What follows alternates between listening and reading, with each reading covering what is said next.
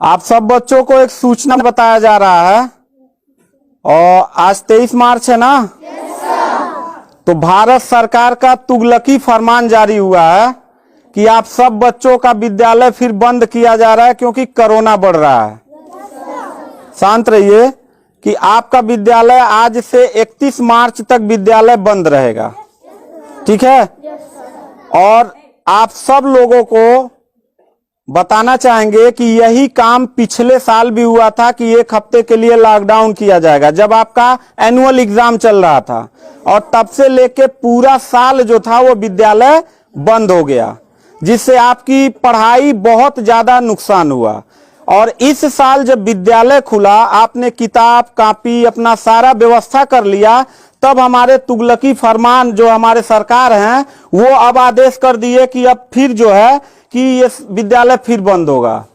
माननीय योगी आदित्यनाथ महाराज जी, मैं आपसे पूछना चाहता हूं कि आप बच्चों के भविष्य के साथ और जो प्राइवेट अध्यापक विद्यालय में पढ़ा के अपनी रोजी रोटी कमा खा रहे हैं, उनके पेट पे लात क्यों मार रहे हैं? इन बच्चों के भविष्य के साथ खिलवाड़ क्यों कर रहे हैं? ठीक है, कोरोना अगर बढ़ रहा है, विद्यालय बंद था, पूरे साल में किसी एक अध्यापक ने, किसी एक प्रबंधक ने कभी भी विद्यालय खोलने के लिए कोई धरना प्रदर्शन नहीं किया और हम लोगों ने पूरा सपोर्ट किया। लेकिन बीच में अगर कोरोना फैल रहा है तो मैं आपसे पूछना चाहूंगा कि जब गोरखपुर महोत्सव आप करा रहे थे तब कोरोना फैल नहीं रहा था। जब आप आके यहाँ पे इलाहाबाद के प्रयागराज में कुंभ का मेला लगवा रहे थे तब कोरोना नहीं फैल रहा था, जहां पे करोड़ों लोग स्नान करने गए। और अभी हरिद्वार में महाकुंभ का आयोजन आप करवा रहे हैं तब कोरोना नहीं फैल रहा है। बिहार में चुनाव हो रहा है तब कोरोना नहीं फैल रहा है। और विद्यालय जो बच्चों का सबसे देश की रीढ़ की हड्डी होते हैं, जिनकी बुनियादी शिक्षा, प्रारंभिक शिक्षा आप बिल्कुल बर्बाद कर दिए हैं पिछले 2 साल से, और अब जाके फिर लॉकडाउन आप लगा रहे हैं। तो आपसे पूछना चाहेंगे कि बच्चों के भविष्य के साथ आप मैच क्यों खेल रहे हैं? ये जितने भी बच्चे हैं, अगर 1 मार्च आप 1 अप्रैल बोले हैं, 1 अप्रैल तक अगर विद्यालय नहीं खुला तो इन सारे बच्चों को लेके मैं रोड पे बैठ जाऊंगा। ये मैं आपको खुला चैलेंज कर रहा हूं, क्योंकि बात सिर्फ मेरे तक का नहीं है, इन सारे बच्चों का भविष्य है। और इन सारे बच्चों का भविष्य आप लोग अंधकार में डाल रहे हैं। आप लोग खुद नहीं चाहते हैं कि देश का बच्चा पढ़े, पढ़ के कुछ लायक बने। आप लोग अपना, जब रैली निकालना रहेगा, चुनाव रहेगा, तो कोरोना आपके पास नहीं रहता है। और जब आपको लगेगा कि आपके विपक्ष में लोग खड़े हो रहे हैं तो आप कोरोना का ड्रामा करा के विद्यालय को सबसे पहले आप बर्बाद कर रहे हैं। आप बताइए, विद्यालय में, आप गोरखपुर जिले में 193 लोगों ने अपने विद्यालय की मान्यता निरस्त करा लिया। जानते हैं क्यों? महंत योगी आदित्यनाथ जी, क्योंकि वो लीज पे चलाते थे और उनका भाड़ा हुआ करता था 40,000 45,000 रुपया मंथली हुआ करता था। वो भाड़ा न चुकाने के वजह से, चूंकि मालिक को भाड़ा चाहिए, उन लोगों ने अपनी मान्यता निरस्त करा दिया। और सरकारी जो स्कूल है उनकी हालत तो पहले से मतलब खस्ता हो चुकी है। तो ऐसे कंडीशन में गार्जियन करे तो क्या करे, और हम अध्यापक करे तो क्या करें? ये जितने भी 16-17 स्टाफ हैं, इन सब लोगों की रोजी रोटी चलती है इन बच्चों के और इस विद्यालय के संस्था से। आप लोग हमारे पेट पे प्रहार कर रहे हैं, हम लोगों के व्यवसाय से प्रहार कर रहे हैं। अगर आपको लग रहा है कोरोना है, ठीक है, विद्यालय बंद कर दीजिए, तो आप ये भी अपनी नियत को साफ करिए कि कुंभ का जो मेला, महाकुंभ का लगवाने वाले हैं, उसको भी कैंसिल कर दीजिए। और जो गोरखपुर महोत्सव और गोरखनाथ का मेला लगवा के आप ड्रामा करवा रहे हैं, वो भी बंद करवाइए। यानी आप खुद नियम का पहले फॉलो करिए, हम लोग नियम को फॉलो करने के लिए तैयार हैं। अगर लास्ट में जाते जाते यही कहेंगे, इन बच्चों को, चेहरों को देखिए, इनके माता पिता ने सारे बच्चों का, किनका मोबाइल बज रहा है, साइलेंट कर लीजिएगा सर। इन सब बच्चों के माता पिता ने, बच्चों कितने लोगों ने आप किताब कॉपी अपना सारा कंप्लीट कर लिए हो?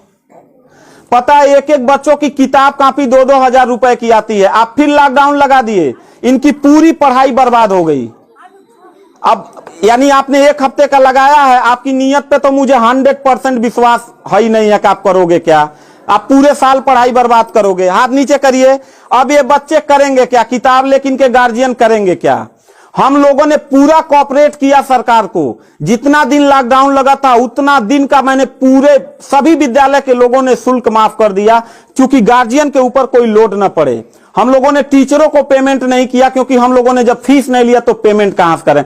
हम लोगों ने पूरा सरकार का साथ दिया, जितना हो सकता था सब लोगों ने साथ दिया। लेकिन अब इतनी कंडीशन होने के बाद, विद्यालय खुलने के बाद आप लोग विद्यालय बंद कर रहे हैं, ये बहुत ही गलत कर रहे हैं। और आपका पॉलिटिकल जो फंडामेंटल जिस पे आप चल रहे हैं कि जिन नियतों पे आपका बर्बाद होने वाला है, मैं लिख के आपको दे दूंगा कि अगर फिर से 1 अप्रैल के बाद, ठीक है, अगर 1 हफ्ते के रोकने के बाद कोरोना भाग जाता तो मतलब 1 हफ्ता आप बंद कर लीजिए, बिल्कुल हम लोग 1 हफ्ता नहीं पढ़ाई कराएंगे।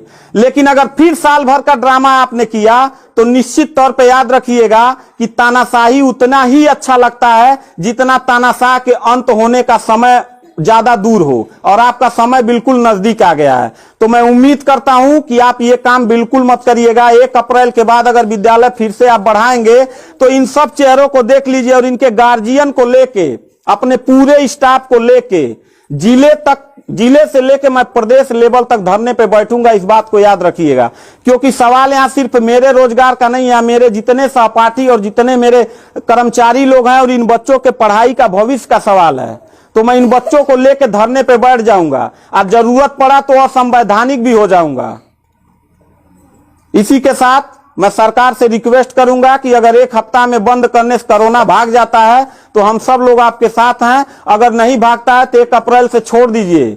हम लोगों को कोरोना होगा, मरेंगे, क्या करेंगे वो हम लोगों की रिस्पांसिबिलिटी है। आपको इतना चिंता करने की जरूरत नहीं है, क्योंकि कोरोना में लॉकडाउन लगाने के बाद खाना हम ही लोग पहुंचाएंगे, लोगों के आने जाने की व्यवस्था हम ही लोग करेंगे, उनके दवा दारू की व्यवस्था हम ही लोग करेंगे। आप सिर्फ ड्रामा करेंगे, सिर्फ थरिया पिटवाएंगे और मोमबत्ती जलवाएंगे, इससे ज्यादा तो आपकी कुछ औकात है ही नहीं है।